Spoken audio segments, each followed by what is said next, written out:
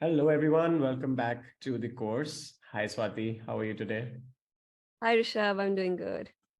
Awesome. So we will start focusing on the growth marketing process. And today's focus will be to run you through how this process works and how the different stages are structured. And for reference, we are on the second pillar of growth. We discussed the first pillar, which was the mindset yesterday. And now let's learn the process for growth. Okay. So typically what happens is you will come up with a goal, like we discussed in the first lesson, that you have this big goal that you want to achieve.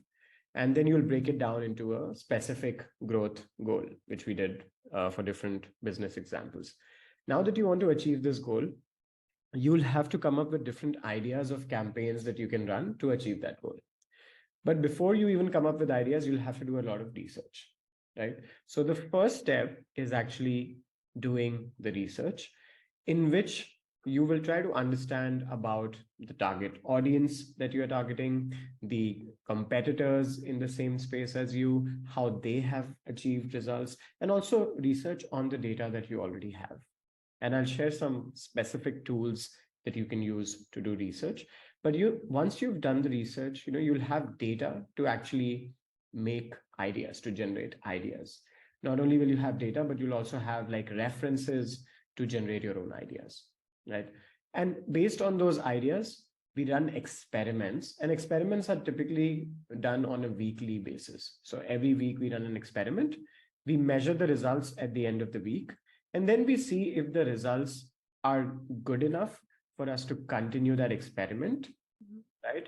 Or if we have been running the experiment for a few weeks already, let's say we've been running it for a month and we've validated, we've sort of reached the goals that we want to reach, then we can further scale that experiment. And if we decided after a few weeks that this is a failure and it's not taking us to the right direction, hence our hypothesis or our idea or experiment is invalidated, in which case we'll go back and do the research again, right? Right. So this is very similar to the scientific method where you come up with a hypothesis, you test it in the lab, you see if it's working or not. If it's not working, you go back, you change some variables, you see if it's working or not. If it's not, you change something else, but eventually you decide, okay, this is not working. I have to go back and do my research again. Maybe I have to come up with new ideas and then run new experiments, right? So Okay. can you think of any business example, like of any business, and then I'll explain how this model can be executed for your business or for that business. It could be e-commerce or anything.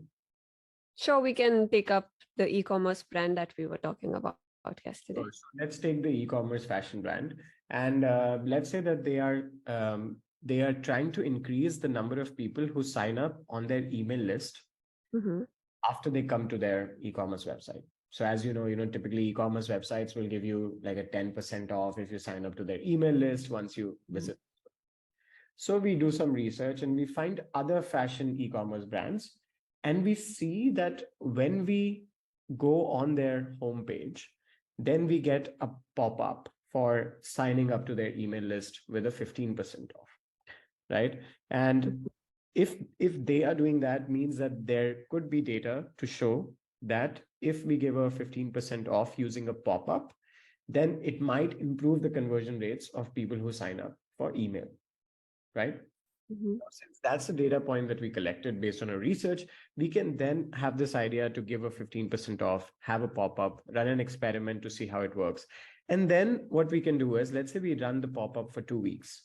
And let's say before we did not have a pop-up, but we just had a form in the footer asking people to opt in.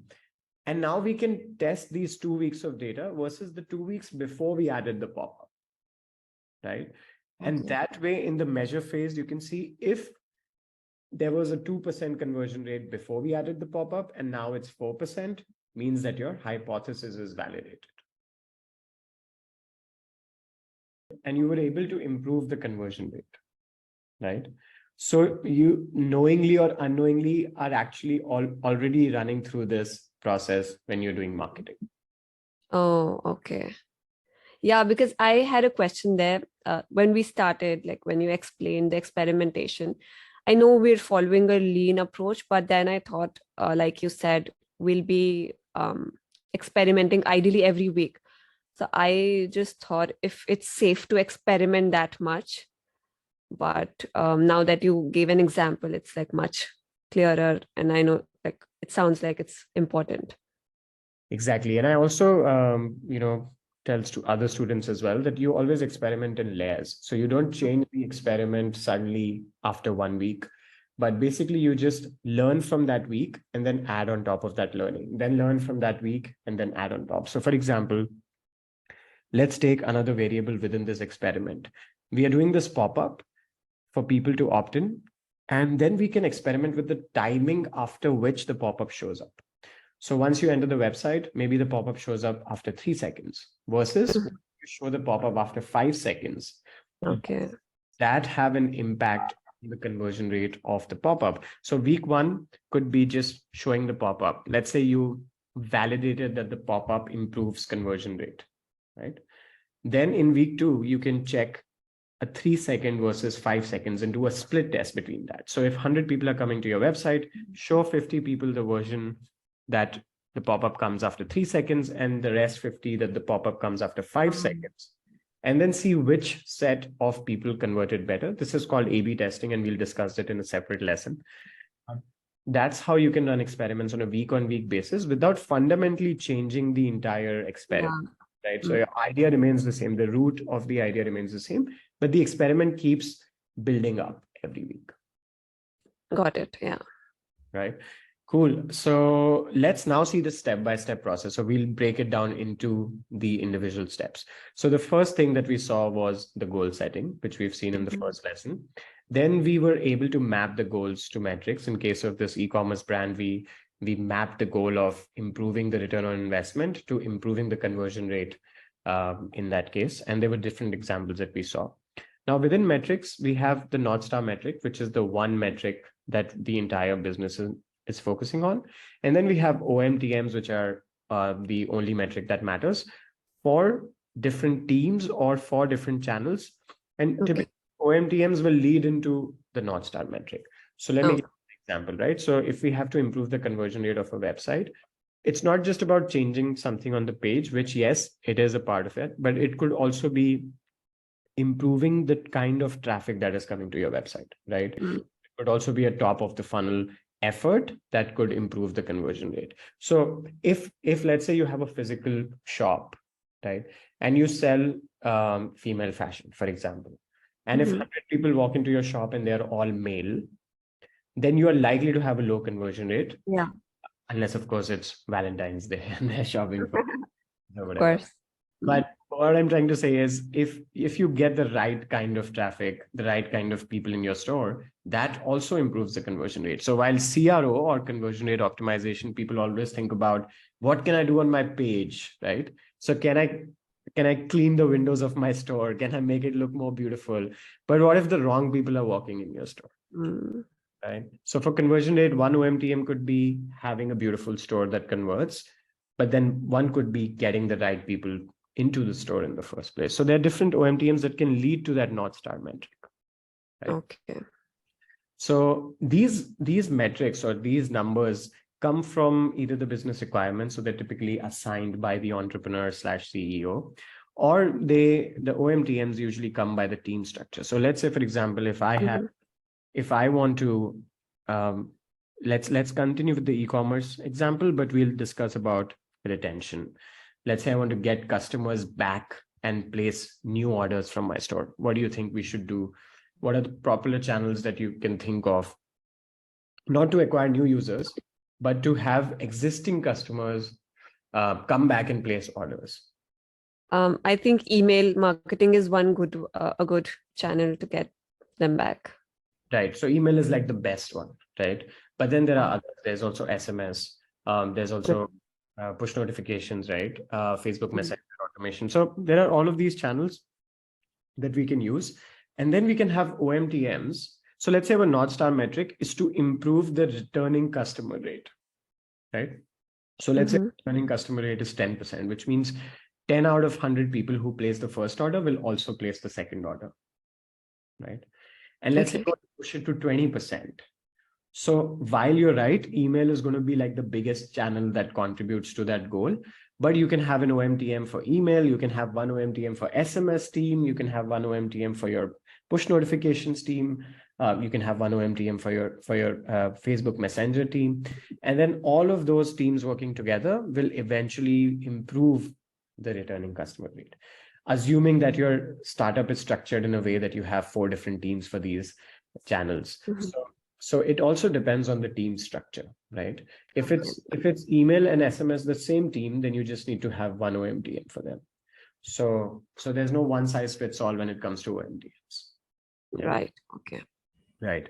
Now for each OMTM, you will typically do research, right? So you'll figure out what kind of inputs that you can get. And I have a framework for this, which is the 10K questions, and we'll cover that separately. There's a separate lesson for research. But that's a framework where you ask 10 key questions, and the answers to those questions help you generate ideas, which is the next step, right? So after research, you go into ideation. And this is where like all the fun happens. You're generating ideas to achieve these goals.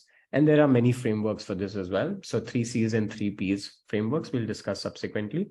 So we'll have one lesson for each of these stages where we'll discuss all of those things. And then we have the ICE and SPICE scores, which we use to prioritize ideas. Because what happens is sometimes you have a lot of ideas and you don't know which one to start off working with. And there is literally like mathematical equations that can help you prioritize. And those are like ICE and SPICE scores. Finally, we do these growth sprints. So like I said, we experiment every week and then keep layering on top of it. So every week is one sprint. So this is called a sprint, just like you would sprint as a runner. And this is also a term that we have borrowed from tech. So they have coding sprints, we have growth sprints, right? And then you would execute. And then there are other frameworks for execution as well. One of them we have already discussed, which is the A3R3 funnel. So while executing, you also have to remember which stage of the funnel you're executing it. And then every week you measure, right? And based on the measurement, you see that there are different workflows here. So based on the measurement, if the data is on track, right? So you are moving towards your goals, then you continue executing the next sprint, right? You might improve it a little bit, but you continue the execution. What if your idea doesn't work, right? Maybe some other idea could work. Then you go back to ideation, right? Then what if all your ideas have failed?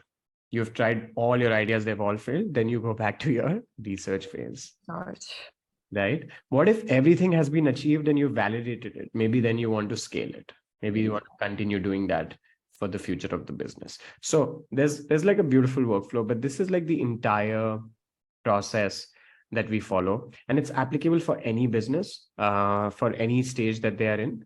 It's important to know that these goals could be across the stages of the funnel, which is the A3R3 funnel. So right from awareness to referral, you can have any goals, you can assign metrics to those goals, research, ideate, execute, measure, and finally scale. Okay. Right. Any questions on the process? Yeah, I have a question about the North Star metric. So it just occurred to me, is the North Star metric, like, is it subject to change at any point, depending on what level we are in the business, or does it ideally remain the same from the beginning, like the entire lifetime? Oh, that's a very good question. So it sounds like something that will always remain the same, but actually it's not.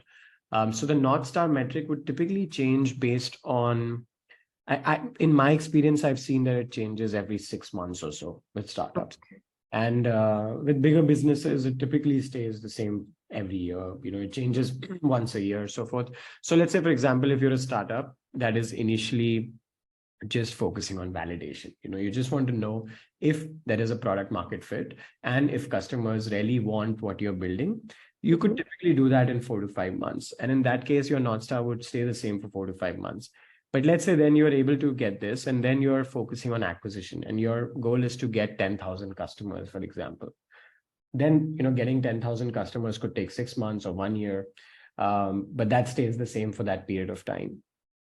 And then you want to retain, you know, customers. That could be your next focus area.